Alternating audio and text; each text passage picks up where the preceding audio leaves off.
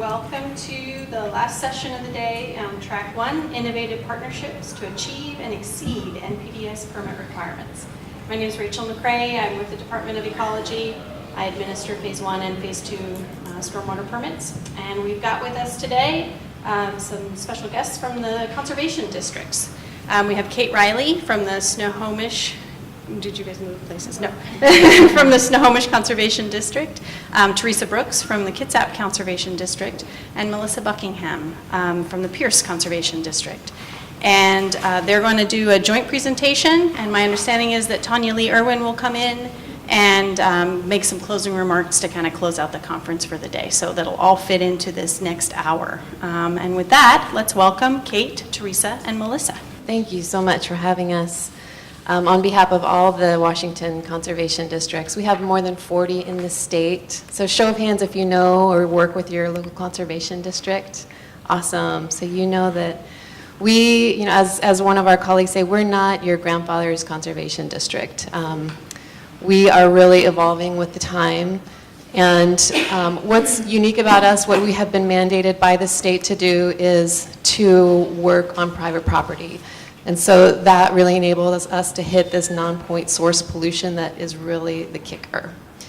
Conservation districts provide really cost-effective services. We can beat out any consultant. We have top-notch engineers, landscape architects, social marketers. We have a very, very diverse staff. And we really can accentuate your human resources.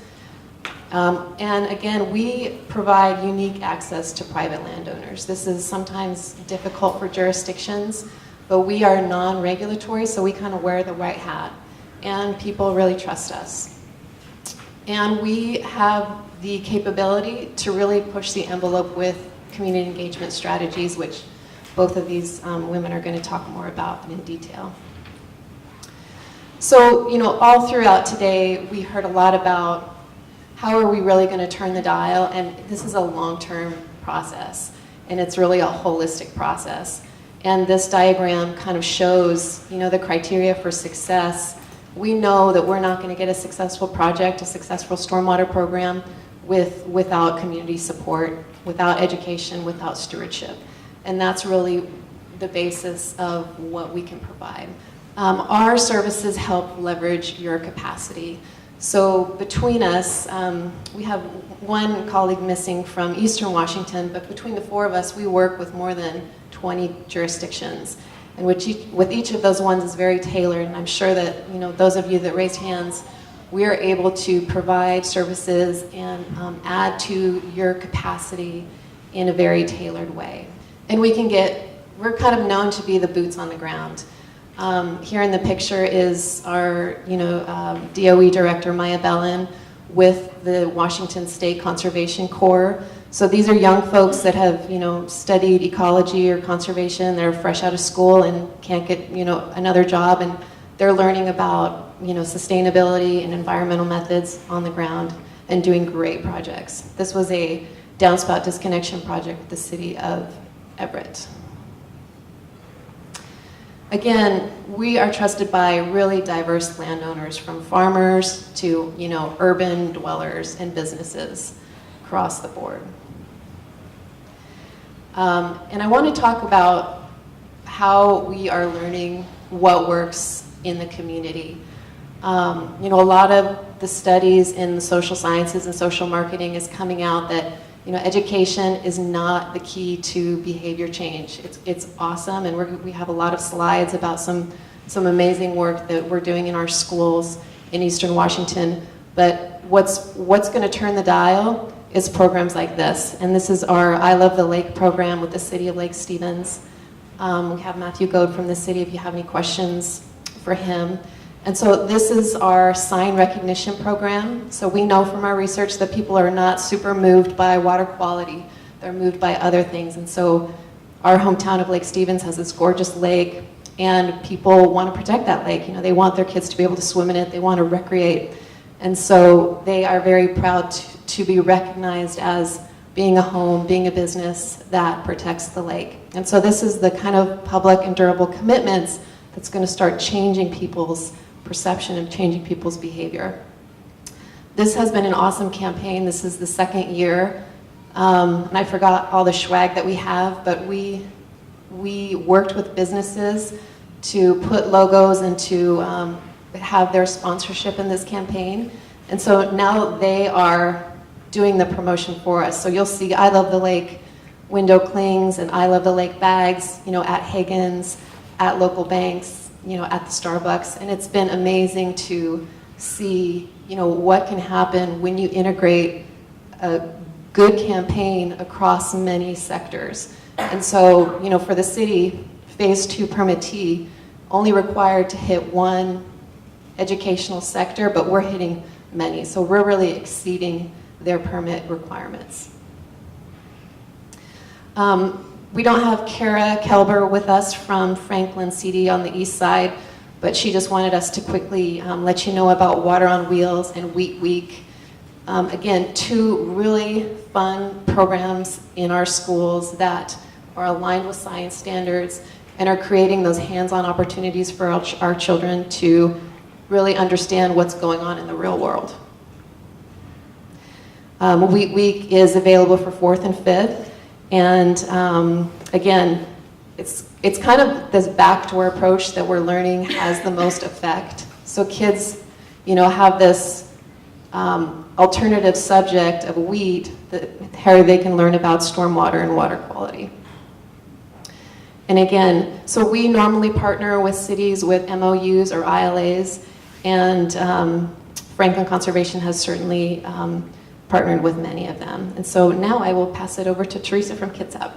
Hi, so I'm Teresa with Kitsap County, and we're the conservation district there, and our expertise has been working with landowners and getting the landowners to voluntarily add a stormwater management practice on their private property. So we love doing this, and we have a passion for stormwater and people, and we really have strong relationships with our community. And I'm just amazed that they are so willing to add a practice as a retrofit to their property. They're not being forced to do this. They're doing this voluntarily. And we have a lot of success with actually having them make a behavior change like this and actually change something on their property, like dedicate a piece of their land to this. So that is awesome. The success that we've had, I have 500 landowners that we have had one-to-ones where they have invited us into their home, and we've walked their property with them. And out of that, about 30% actually follow through and put the practice into place on their property and have their stormwater now going into a rain garden or one of the other LID projects that we have.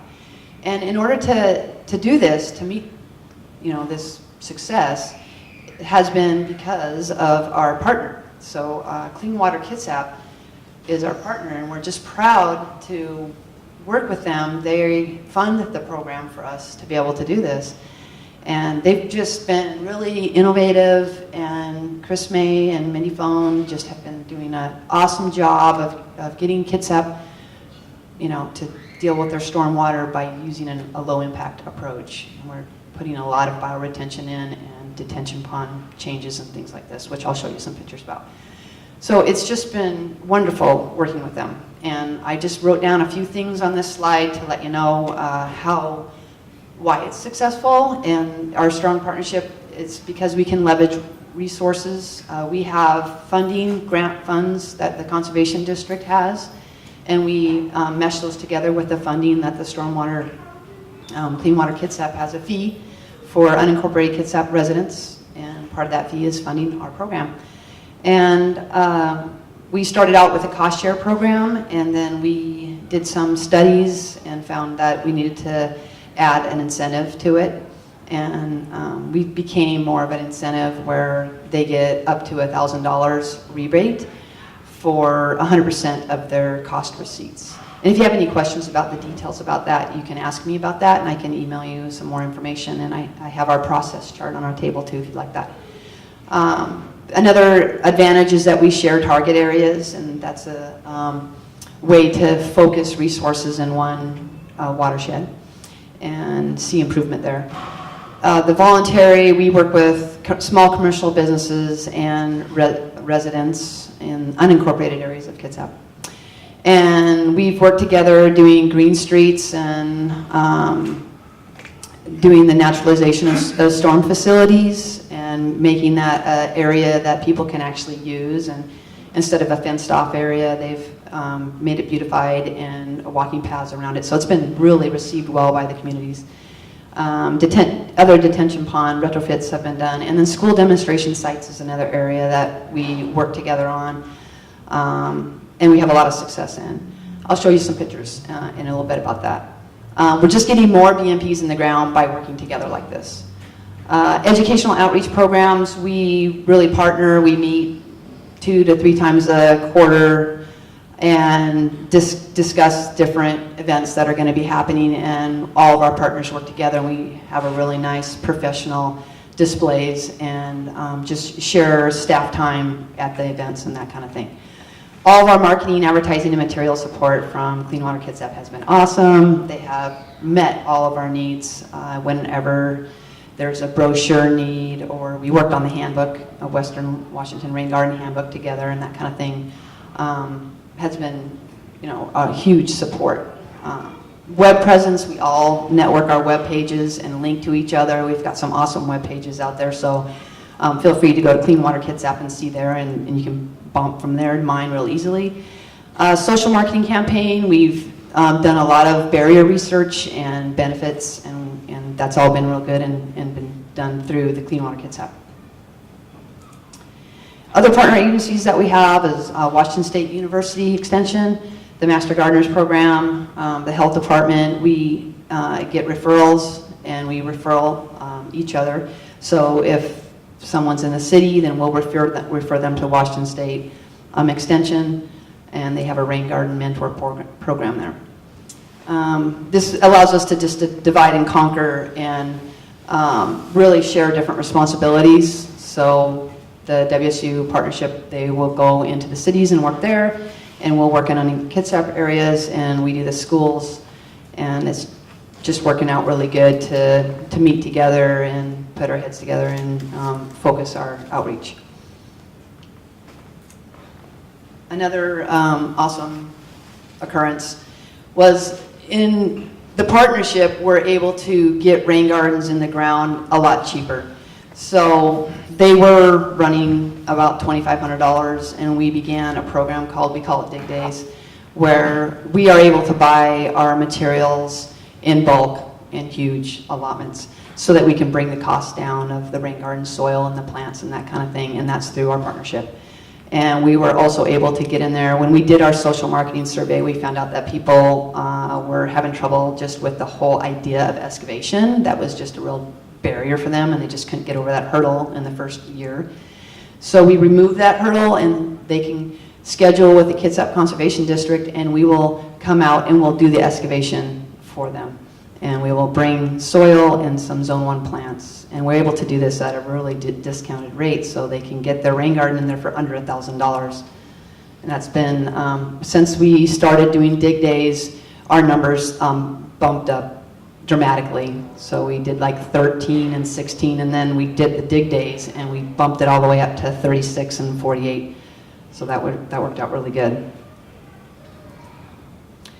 And demonstration sites at schools have been a way to target education and work together to get that educational message out to the next generation, and that's been going really good. We partner with schools and have the children actually do the implementation, and it's really fun. Everybody in the school gets into it, the principal, all the teachers. This is a Lala school here, and you can see all the children. They're so proud of their rain garden, they actually want another one. And they all learned about stormwater, and they're excited about it, and they're excited about cleaning up their water, and that's something that will stick with those children for the rest of their life. I know when I was younger, I remember going to South Kobe Elementary, and the teacher took us on one nature walk out into the little woods that were next to the school, and that had an impact on me for the rest of my life. I've always loved nature and been outside, and just all we saw were some squirrels and some old rotten logs and stuff, but I was fascinated by the whole thing. And I know that these children here are getting that same kind of education, and it's going to make a life change in them. So I'm really happy to be part of that. And it's also great publicity. So when the school children get into the project, the newspaper, and they want to come and they want to report about it. And so it sends the message out further than we could ever do one-on-one. So that's one reason why it's so fun to do schools, because the kids get so excited, and the parents and the paper companies come and everything and report about it. Another avenue of getting the message out is our signage. All of the demonstration sites that we do get some signage, interpretive signage. And Clean Water Kitsap has paid for this, so that makes it really doable for us. And even our residential rain gardens, a lot of our people have like a farm stand where they sell eggs or something like that, or dahlias, and they've wanted to have signage, and they've asked for it to put signage on their private property, so people, when they come, they can see it. And that's how excited they are, and that's how we know that we're making a big impact too, is because they want to have signage on their property. So that's something that we've been doing. Here's a picture of the detention pond retrofit, one of them. We go in and we help Clean Water Kitsap with plant layout and planting, and the crew, and running the Machine Creek crew and that kind of thing to plant them. And we've had several big events that have been really fun, where everybody shows up and puts a plant in the ground, and the whole community is invited, and it's worked really good for getting the message out there, and people actually seeing these detention ponds from a positive light. And I really am impressed with that in Kitsap. All of our detention ponds are getting converted slowly but surely, and they have a lot of them, but people are loving it. It's looking really good. And then another partnership we did was a Green Street, and Kitsap's currently doing another Green Street in Port Orchard, but I had a hand in the Brookwood, the very first Green Street. And I just wanted to put this slide in here to let you know that you need an advocate, and this person here was my first contact in Brookwood on that whole street. And once you can get an advocate on your side, or a teacher advocate, or a principal advocate, a parent advocate, then you can really move your programs forward. And so if you need any help like that, Kitsap Conservation District and the other districts too, all have these kind of relationships with people already, so we can really move in this direction when you turn to us for help. And that just was given another picture of before of his yard and after. And I think that's it. That's after 1 year. Looks pretty good, doesn't it? So that was the Kitsap Conservation District. So I'll turn it over to Melissa. Hello. So I'm here to talk about a program that we have at Pierce Conservation District, which is our DPave program. And we do this with, right now, only 2 of our jurisdictions, the City of Tacoma and the City of Puyallup, but we're looking to expand this to all of the jurisdictions that would be interested in this program within their jurisdiction. We really think that this is a pretty innovative program that is really going to assist our jurisdictional partners in moving your water quality goals forward. And we can do that in 2 ways. One is connecting the community to your water quality improvement projects when you are DPaving, and letting the citizens actually engage in that.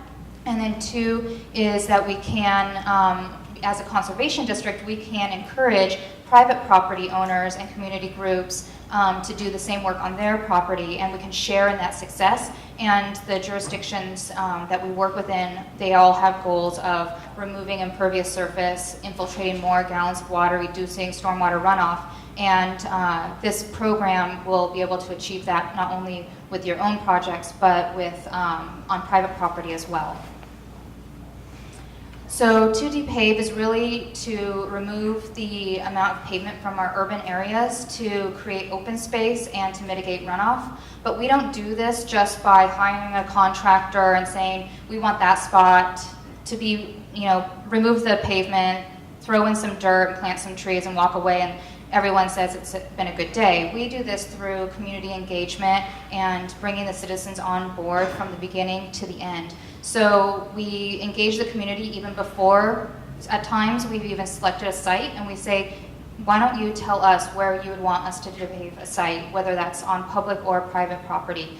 And we're hearing a lot of response from the community as to areas that they want to see depaved. And then we allow the community to participate in the whole process from planning through up here on the top. You can see we actually use community volunteers and we use them to remove the asphalt. So we are allowing them to be part of this transformation of their landscape. And you would imagine how these people feel when they're out there with pry bars, lifting up asphalt. They feel like they're Hercules, and at the end of the day, you turn around and you say, I can't believe we just did that in a 3-hour event. It's pretty moving, actually. You go from that to then working some more with what that final landscape is going to look like, and then you bring the volunteers back to do any of the plantings or any of the open space kind of conversion activities that need to happen. And so by connecting with the conservation district, we're kind of that interface for our jurisdictional partners to be able to connect the community with these projects and keep them engaged from start to finish, to then also then ask them, hey, do you want to maybe take on some ownership and do the maintenance and water and through establishment? And we hear yes, because they've been engaged and kind of are advocates for this the entire way. And so we can do this on 2 different types of properties. We can do it on public or on private. And so far we've only done this on public properties, but we are looking for our first private because we want to be able to show the benefit of both. On public right-of-ways, what we've noticed that there are some good things and some bad things about it. Good things is that we do have a lot of professional support, and there's a lot of resources that we can share with our partner jurisdictions. And so, for example, with the City of Tacoma, they have an environmental sponsorship program where we were able to get all of the dumpsters for the asphalt donated for free, and they removed it off-site. That would normally have been about a $2,500 cost to the budget, and that was free. We were also able to get all of the trees donated because trees are part of a stormwater benefit, and so the stormwater department was able to fund those for us. And they were also able to provide the Tegro and the mulch for free through the City of Tacoma's Tegro, and they also do a shredded bark product. And those are things that if we were doing private property, we wouldn't have had access to. The flip side is that working with the city sometimes is difficult in the fact that there's a lot more permitting and there's a lot more having to ask permission and going through layers and so it's, it's really good in some ways, and other times it's a little bit challenging. The flip side is we can also work on private property, but you have good pros and cons to that as well. Private property, we're not going to have all of those great resources that working with cities can provide, as well as we're also dealing with community members that are working their day jobs, and this is kind of a pet project on the side. So in the original DPave program, which we're modeling this from Portland, their programs actually so far actually take about a year to plan, whereas the 2 that we've done in Tacoma and Puyallup, and we're working on 2 more in Tacoma right now, it's about a 3-month turnaround because we're dealing with professionals. So there's definitely pros and cons, but as the conservation district, we see the benefit in both, because what we're able to do is we're able to rally people behind your guys' jurisdictional projects and bring the community in to get involved in that from the get-go, and then be advocates throughout the entire project, and then be proud of that final landscape. And then on the private side, we see that if we can continue to, or if we can initially get one and then continue to grow the private sites, we'll be able to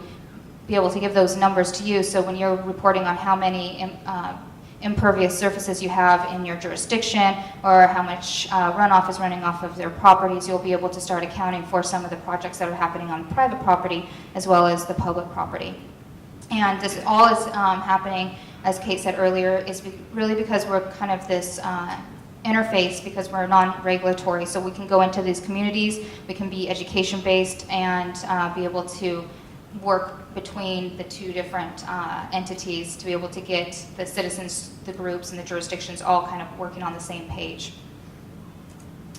So really here you can see these people. This is our first DPave. It was back in March, and we chose the rainiest day for the DPave, and then the next weekend we chose the sunniest day for the planting, so it should have been reversed.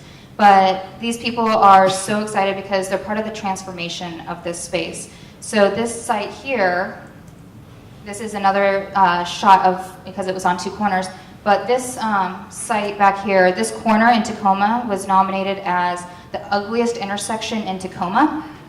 And part of the reason was because behind those folks, you can see there, that was just kind of a weedy, grassy hill that just a bunch of garbage and shopping carts were always kind of piled up on. And it also is the entryway into the 6th Avenue Business District. And so the business district and the citizens said, we want this area to be cleaned up and to look good. And so the city of Tacoma answered that, and they said, okay, well, we'll put in this rain garden. And so behind there, they put in a rain garden. And the citizens said, well, we want to do more. It's not just that one space, it's kind of this whole thing. So we were able to add to that, and we were able to take this ugly part behind this building and then add and do this DPave here. So now there's 2 corners of that 4-corner intersection that have been beautified, one through the city of Tacoma's rain garden efforts and one through our DPave efforts. And this was a really nice partnership because we were able to fall under all of the city of Tacoma's permits that they had already drawn for the rain garden, and we were able to use the same site design planting palette as what they had done for the rain garden, so it's a very uniform look. And on the flip side, the city actually saw a huge benefit for this because, one, this had been in their original scope, but because of budgeting, they could not do this part. So they were able to actually do their whole project, but they didn't have to pay for the whole project. And then the second part was that the rain garden that they put in was the first rain garden that had been put in by their streets crews. And so they were very nervous to actually play in dirt and plant a plant, because they're used to gray infrastructure. And so we said, well, we're used to having community volunteers come plant and mulch, so on our planting day, we'll plant your rain garden, we'll mulch the rain garden. If you guys send a couple of your leaders out, then you can train down. So we also had some of the roads crews there on planting day to be able to learn how to plant the rain gardens appropriately, mulch the rain gardens. And so the city was able to use us as a training tool for their streets folks. So that just really shows the partnership of reaching out to you guys, the jurisdictional partners, as you're doing this work.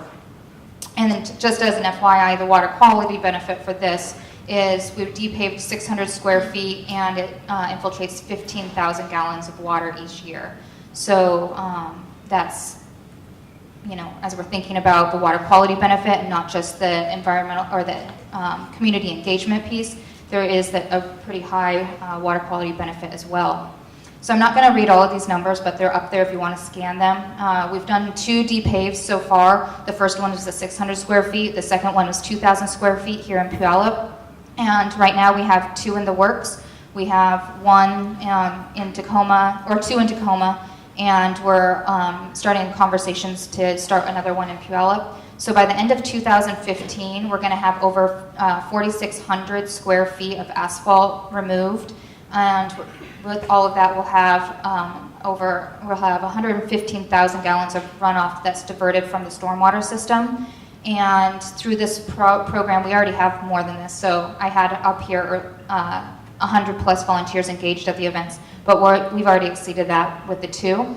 And just to kind of go back to what we're doing here is we're not just doing this for water quality improvement, although that's what we're ultimately trying to get at, but we also want behavior change, and we want to create citizen advocates for the work that we're doing. And if we don't get the citizens involved in this process, they're just going to drive by and be like, oh, the city kind of planted a tree there, and why is the city cutting off my route to be able to drive home? And then they drive and they're like, oh, I guess it might look a little greener. But if you actually bring them into the process from the beginning to the end, then they're all of a sudden, hey, do you want to drive by my street? Look at what I participated in. And then you're also going to hear people saying, well, why don't you do that in my neighborhood? And you're going to start generating kind of that excitement in the neighborhood. And already with our 1 DPave in Tacoma and our second DPave in Puyallup hasn't been kind of broadcast yet. But with that first one in Tacoma, we had over 40 requests in for sites all around the urban areas of Pierce County. And some of them you can use and some of them you can't. But the 2 sites in Tacoma that we are working on were both community nominated, even though they're on public right of way. And so now we actually are going to be not going there from the top down and trying to engage a community around these projects. There's already a community engaged that has said, we want to be a part of this and we want this done in our neighborhood. And so it's something that is pretty exciting for us to be able to do it that way around. So the process. So first of all, we need to do the site selection, and so we talked a little bit about that. And so it's really just getting the word out there. Not many people know what DPave is, and so we need to just even train people what that program means, what that concept means. And so we're in that process right now. And so we're doing a lot of workshops, and we're doing a lot of just newspaper articles, and just generating this this bank of sites for us to go through. Once we get the sites, we can do a quick budget assessment. Now that we've gotten 2 under our belt, we kind of know what things are going to cost, and so we can come up with what the project is going to cost and go seek funding for the projects. Once they're funded, we can do the planning. We definitely need to do permissions and permitting and outreach, and that, I have to say, is a huge part of what this program's all about, that a jurisdiction, if they were thinking about doing this in-house, would probably not want to do. But if, as a conservation district, you can essentially think of us as an extended part of your staff, and you can kind of point out in your non-regulatory kind of friendly way, what are some of the projects that we can't do in-house? And this is one of the things, is we can be this kind of engager and activator in the community. So that's a lot of work right there. Then you get to do the fun part. You get to do the community event. To prepare for that, you need to just do the saw cutting. So either you contract it out, or I've actually ran one of the big asphalt saws, cutting up the asphalts to make them what we call asphalt brownies, basically big enough, small enough that you can actually lift them and smash them down. And then you do the community DPaving event, and a lot of celebration at the end of that. Then you go in and you need to do the excavation and soil amendment, and then any sort of post DPave landscaping, and I'll show you some of the examples quickly at the end. So that might be planting or whatnot. And then hopefully, because you've engaged the community from the beginning all the way to the end, you also will have some maintenance and stewardship.